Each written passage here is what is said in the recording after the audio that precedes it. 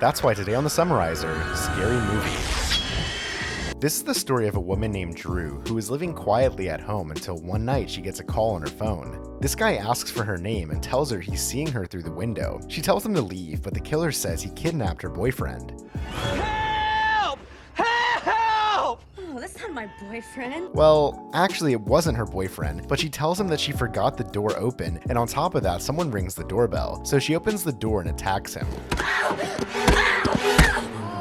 Can't feel my legs. Actually, the killer was inside, so she grabs a weapon and starts running. After that, she goes out into the yard. I don't know why she chooses this path, and the killer takes off her clothes so she can do the iconic scene. After that, he stabs her. She's able to escape, but just as her parents were coming back to help her, she gets run over.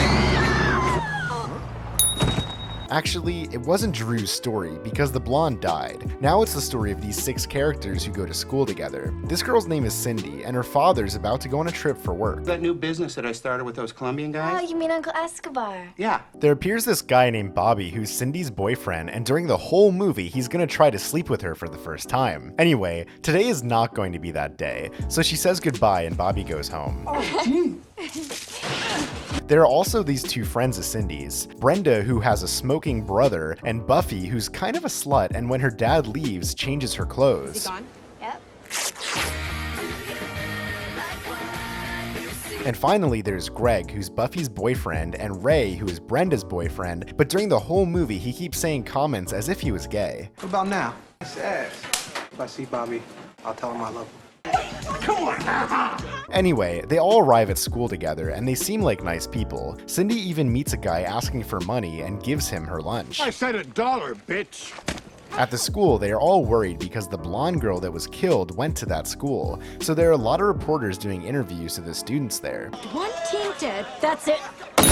In the courtyard, the 6 of them get together, and Cindy asks them if it didn't surprise them that the murder of the blonde girl was exactly 1 year after the other murder. And there they show us in a flashback when a year before they were all drunk in a car, and while they're doing a couple of weird things, they ran over a guy. And instead of calling the police, they decided to hide him in the trunk and throw him in the water. And at that moment, they promise never to tell anyone about it. Back at the fountain, they tell Cindy to forget about it, and then it's over. And now we meet this woman who's the reporter who wants to know all about the blonde's murder, and this guy named Doofy who seems to have some mental problems and pretends to be a cop in high school. Oh, and he's also the brother of the slutty girl. Anyway, the group of friends enters a class, but weird things start to happen, because while the classic nerd gives a speech, Cindy sees the murderer, and on top of that, a note appears on her bench that says, "I know what you did last Halloween."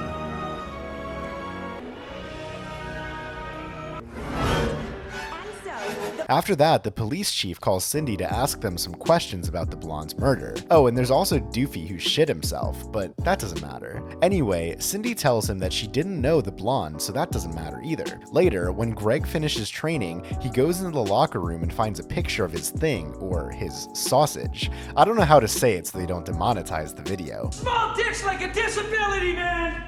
Oh, would you make fun of a guy in a wheelchair, huh? So while Buffy tells that the girl who died was taking care of her brother and he fell in love with her, Greg shows up all pissed off because he thinks they were the ones who left the picture. There, Cindy tells him that she also received a note and believes that someone knows about that night. So she wants to call the police and tell them everything. You call the police, and I'll kill you myself.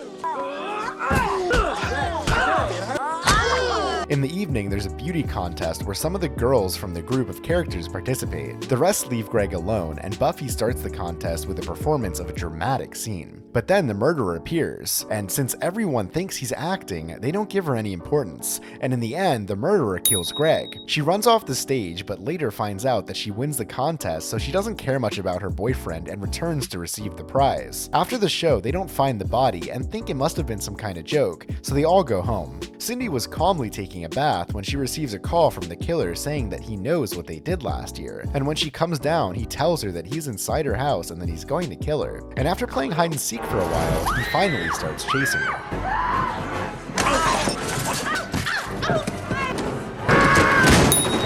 She hides in the bedroom, calls the police, and just then her boyfriend comes in, but he drops a phone, gloves, and a knife. He says he can explain and that they belong to a friend, but she escapes, and when she arrives at the door, she finds Duffy with the mask and a bunch of cops who came in the house. So they send her boyfriend to jail, and now the sheriff shows her some pictures of her opinion. No? All right. Well, worth a shot. When she comes out of the police station, there are a bunch of reporters, and there's this woman from the school who tries to talk to Cindy. Cindy, your ass looks fat! Later, I don't quite know why, but the killer calls the pothead, and they have the iconic phone call. What's up? After the police station, Cindy goes to her friend's house and they both sleep there. Oh, and Duffy brings her ice and tells them he's going to help them put away the guy they threw in the water, because apparently he once overheard a conversation between his sister and her boyfriend, and that's why he knows everything that happened that night. But for obvious reasons, they don't really care. The next day, Cindy goes back to school, and there she meets her boyfriend again, because the night before she received another call from the murderer, so they realize that it was impossible that it was Bobby. Anyway, there she tells all her friends that the best thing to do is spend the night together so they can defend themselves against the killer, but they must keep it a secret. Yo! Party at Cindy's house! Drunk white women for everybody! Anyway, before the night arrives, a couple of other things happen. What are you waiting for? You! The killer cuts off the slutty character's head in the locker room, the reporter witnesses the death of another young man and escapes from the killer in the same scene from that famous movie, and finally this pair of characters goes to the cinema. There she brings a bunch of food and he gets up to go to the toilet, though weird things happen there, like these guys playing this game and something else that I can't show you, but you can imagine. Anyway, the important thing happens inside the theater, because Brenda keeps talking, eating, filming the movie, and even talking on the phone, so the rest get enough and kill her. Later, the party arrives at Cindy's house, and the house is out of control. This woman goes to look for beers in the garage, but there someone closes the door, the lights are turned on, and the murderer appears. There, she wants to go out the door, but he doesn't let her, so she tries to go out the door for the cat. But of course, she doesn't get in. The gate is lifted, and the obvious happens.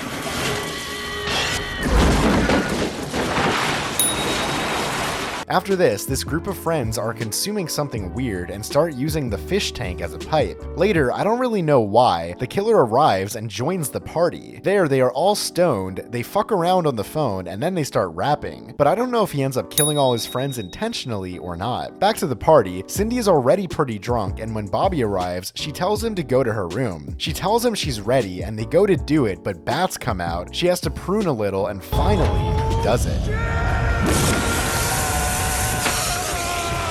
After this, Cindy stays talking to her boyfriend, but there the killer appears, attacks Bobby, and they both escape. Then the drug guy shows up and the boyfriend kills him because the blood on his shirt was actually fake, because Bobby freaked out and the one who also went crazy is this other one, supposedly due to lack of sex or something like that. The point is that they both want to start a new life and they want to murder everyone by copying the mask killer. But wait! There's more! Of course there's more, because apparently they also kidnapped their father, and before murdering everyone, they're gonna make it look like they were also attacked by the killer. The plan doesn't work out very well because they go too far with the knives and the murderer appears to finish killing them. After that, he starts chasing Cindy around the house and the last fight starts.